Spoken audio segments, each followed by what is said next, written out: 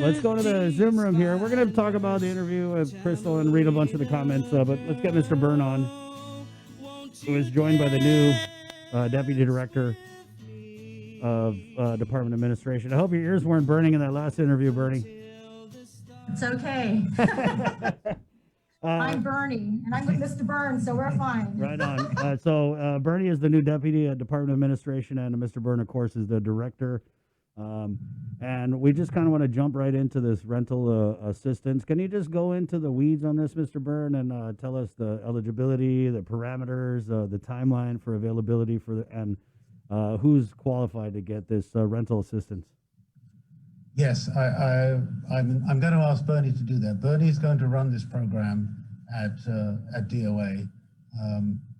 We're obviously going to set it up so that you can do that. But as far as eligibility and the questions you've asked, I'm going to ask Bernie to jump straight in. And guys, Bernie was most recently the Guam Census Office manager.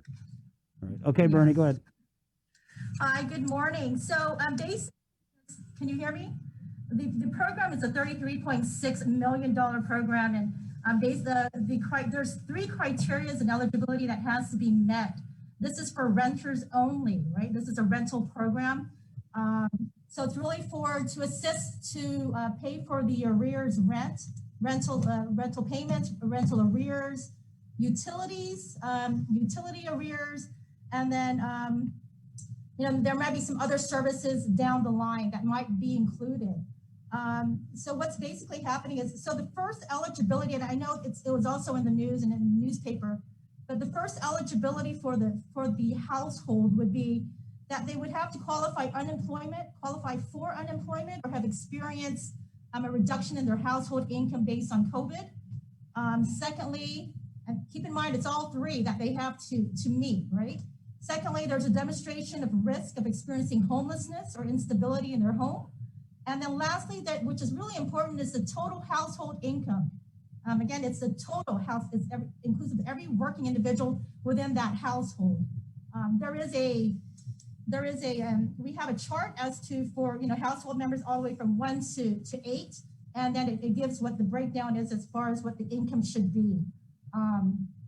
Really quick, I'll just go off the line. For household income, a household party of 1, the income level is at $36,400. If it is a household party of 2, it is total income of $41,600.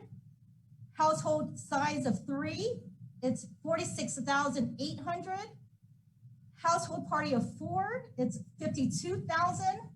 And then household party of 5, it's $56,200. And there is we do have the chart to kind of base ourselves onto it. So again, those 3 items has to be met in order to qualify for this particular rental assistance program. There is a working session group that has been put together by the governor, and so we've been working diligently and feverishly in trying to get the SOPs in order, get the forms together. We anticipate rolling this out. The first application, the tenant pre-application would be available to the public. We anticipate that happening on March 3rd. So, there's money there. We know that the community needs this assistance, those who are renters and who are arrears with their rent and then also with their utilities. This is something that's there for the community. Keep in mind too, as far as what utilities what quantifies utility would be power, water, and then also trash removal.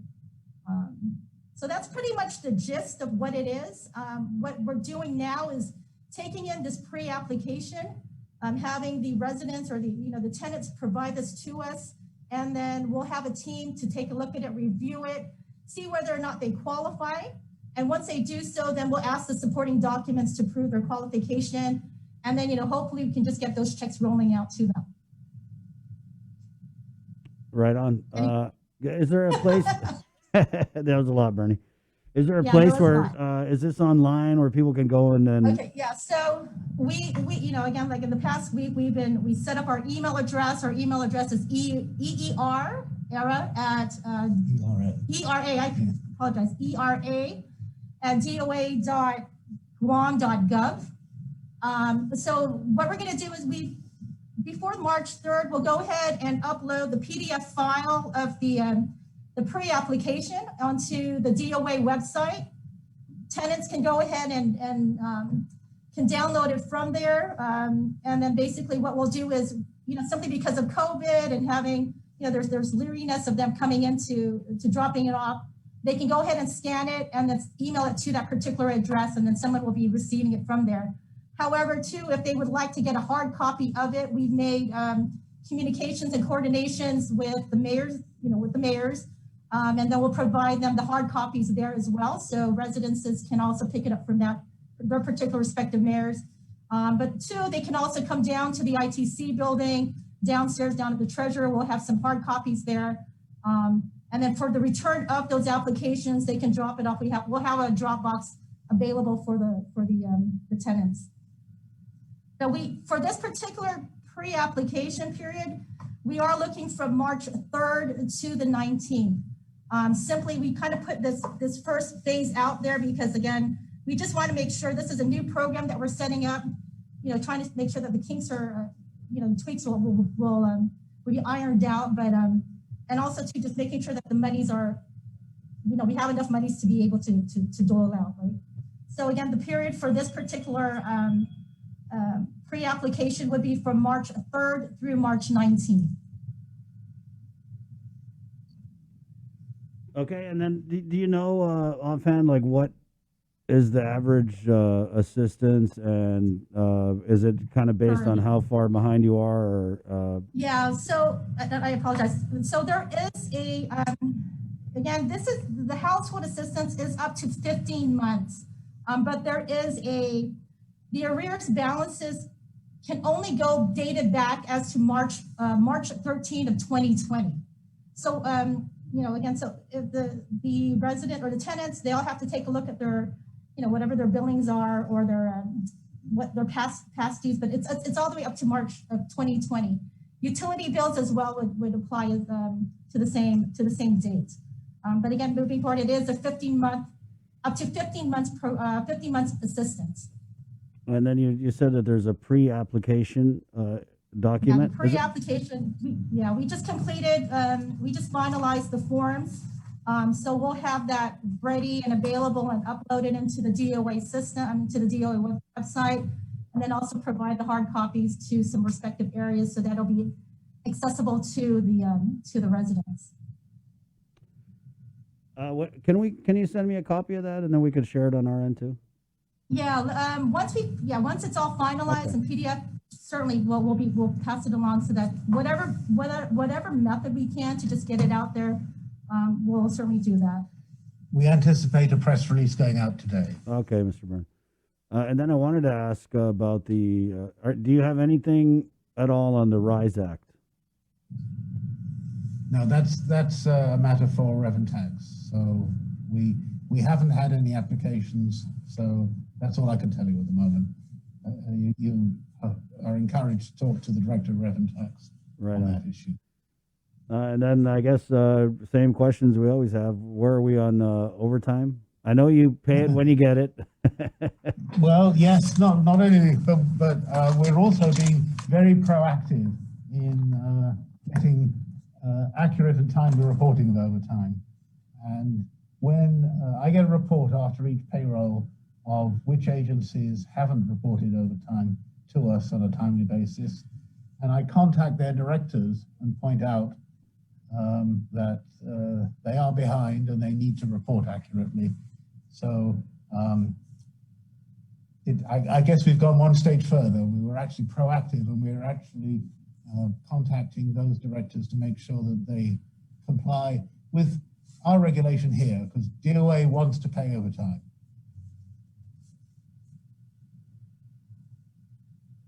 All right. What else you got going on, Mr. Byrne? Well, DOA has a lot going on, always does.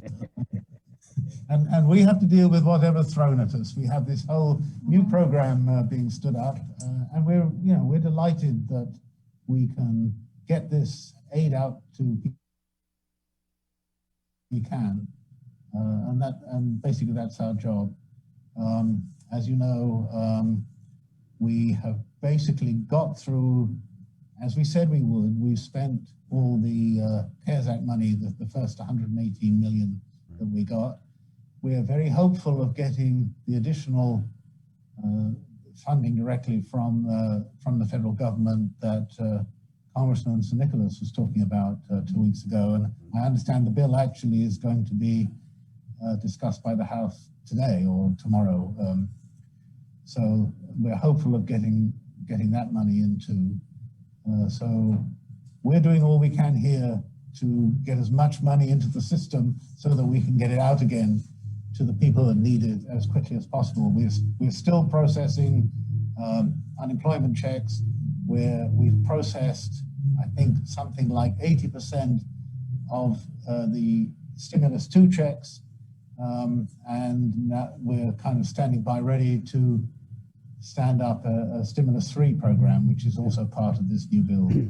So we don't stand still at DOA.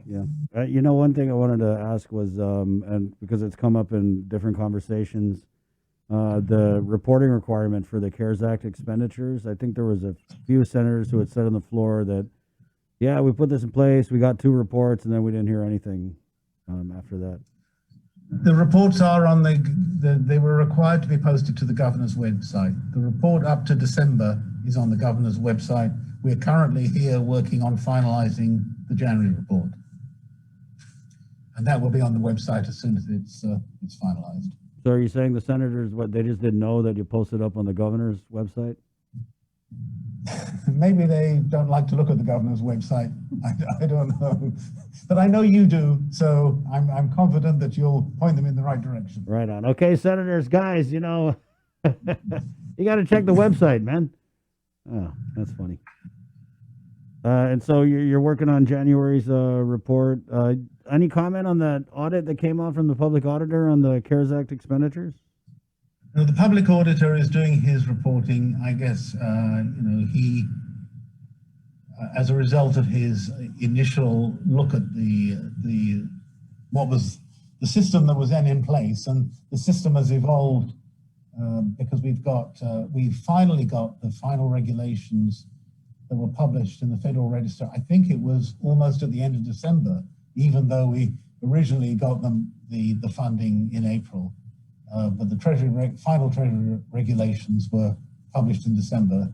So he is doing these interim reports. We're doing these interim reports. So there's a fair amount of information out there about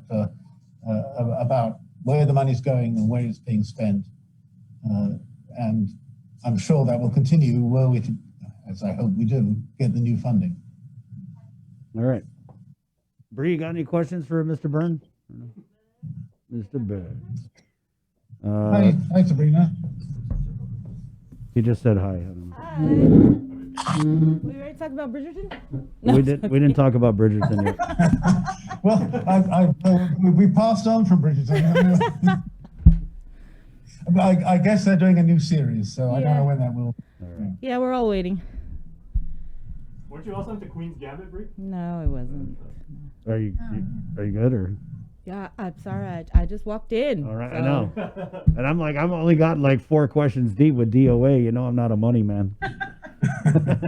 Well, you know that OPA report came out and it said there was a balance as of December for CARES Act money. Is there a balance for CARES Act money? It's now February. The OPA didn't take account of all the bills that we've been receiving from in particular from the quarantine facilities. Yeah, are we behind in We know paying? about. I beg your pardon? Are we behind in paying the quarantine facilities or the ISOFAC? Well, yeah, but if we've still got money in the fund, we haven't paid it out. Don't forget, he was commenting on a December report, and we're about to issue the January report, and that will have many more payments to the quarantine facilities included in. Okay. But in terms of CARES 1, there's nothing left then? Everything? There's nothing left. Okay. No. The director of BBMR said right at the very beginning we would have nothing, and that's what's happened. All right. But we look forward to getting the additional funding, and we're already planning for how that will be spent. All right. Is this 661 million? Yeah, that one. 661 million, yes. That's in the current bill that's going through Congress. Mr. Byrne, so when you look at that 661 million, and is that accurate that it could be used for lost revenue replacement?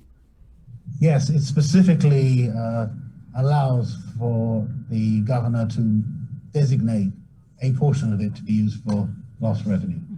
So like And that's something all the governors were asking for, Yeah. even with original funding. Right. So like we saw with the 118 million, there was a cost breakdown that was provided. Will we see the same thing with the 661 million? I'm sure you will. Of course, it's much more difficult to do a budget for such a large, bigger number, and I'm sure that when it gets through Congress, there'll be a discussion about how long the funds will be available, and that also complicates the whole process. But yes, there will be a breakdown. We have to plan how we're going to spend it. So I wanted to ask, because with the 661 million we're getting, and it can use to be replaced lost revenues, is there a chance that all this doom and gloom forecast for this year economically, that we might not see that because we're getting this huge windfall from the federal government? Well, there's a chance. I guess we shouldn't be too confident until the money is in the bank. But the congressman was confident. He's the one guiding this through the process. He's much closer to than I am, so I'm very hopeful that we'll get it. And if we do, yes, it will. I mean, that's the whole point of this relief, is to relieve the doom and gloom that we and the other states and territories are having to go through during this pandemic. So we could actually end up sitting pretty instead of being in a severe economic crisis.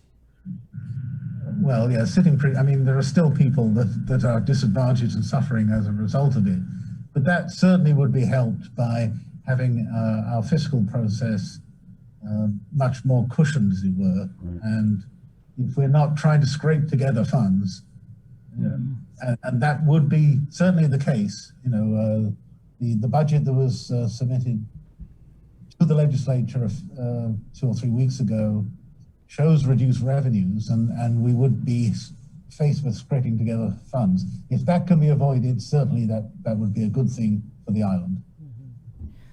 I'm not sure if Chris asked, but regarding public health, we have spoken with the speaker earlier this week, and she was mentioning how she's really frustrated with the fact that public health are supposed to be doing this investigation, but they kicked the ball over to the Department of Administration to look at the timesheets and things like that. Do you have any update on where DOA is in looking at the allegations of these nurses that were assigned to the government quarantine facility accused of time fraud? No, this is something that public health is looking into. We will support their request for information, but of course, I have to point out that the timesheets originally come from public health to us. But if they need help, we'll certainly provide the documentary help they need to so that they can determine who was where when. And I guess that's what they're actually looking for. So, have you not gotten the request? I've not got a request personally, no. But I'll check with my staff to find out whether there was a staff letter inquiry. Okay, because that was a couple Yeah, weeks ago. that's what they said. Yeah, when Art was mentioning that. They're like, we don't know how to do timesheets. We're going to let Ed Byrne do it. It was something like that. I'm paraphrasing, really. I see. Well, Do you have overtime? Yeah, I asked him about overtime. Okay. Like I I said, honestly think they should be doing timesheets. right. I asked you about overtime, right, Ed? Can you tell my boss I asked you about overtime? Yes, no, you did ask me about overtime, Right on. and I responded fully, as I'm sure you'll confirm. Okay. Right, yep. They pay it when they get it, Bree. All right. Okay. Thanks, Mr. Byrne. Thank you. Thanks, Chris. Thanks, Sabrina. All Good right. luck, Bernie. Break a leg. Thank Okay. you. See you. Bye.